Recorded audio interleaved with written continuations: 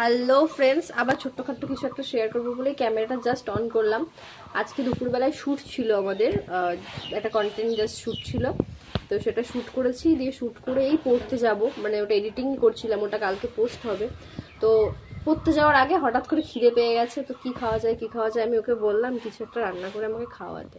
তো চলো দেখা যাক কি রান্না করে। তো চলো দেখা যাক যে ও আজকে কি রান্না করবে, কি রান্না করে আমাদের খাওয়াবে। বল, কি রান্না করছিস? রান্না তো তুই করবি, আমি শুধু একটু গুছিয়ে দিচ্ছি। তো কি রান্না করবো একটু শুনি।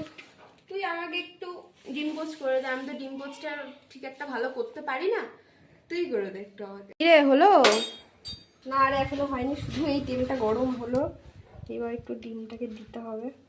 হাই রে, ও এখনো ডিম ভাঙতে পারলো না। আমি এত পোস্ট প্লেয়ার নেই সবের ব্যাপারে, তো এই দুটো ডিম একসাথে গাইস।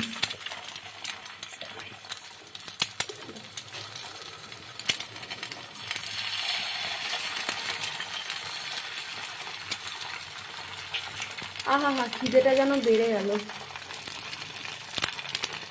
এরপর লবণ দেবো ছিটকে, কারণ আমরা দুজনের মধ্যে কেউ বেশি ভাজাটা খাই না। একটু গোলমরিচ গুঁড়ো,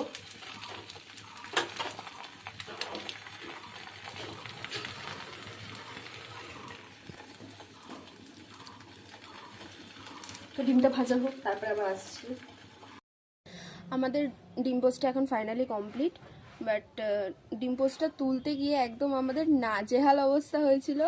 তো প্লেটটা দেখাচ্ছি, প্লেটটা দেখলেই বুঝতে পারবে ডিম পোজের কি হাল করে ছেড়েছি আমরা।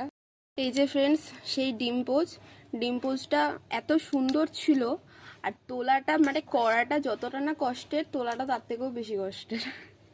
তুলে শেষ পর্যন্ত এই পর্যায়ে এসে দাঁড়িয়েছে। আমরা 4 কোণা ম্যাপ বানাতে পেরেছি। যাক, যদি ভিডিওটা এই অবধি দেখে থাকো তাহলে টাটা।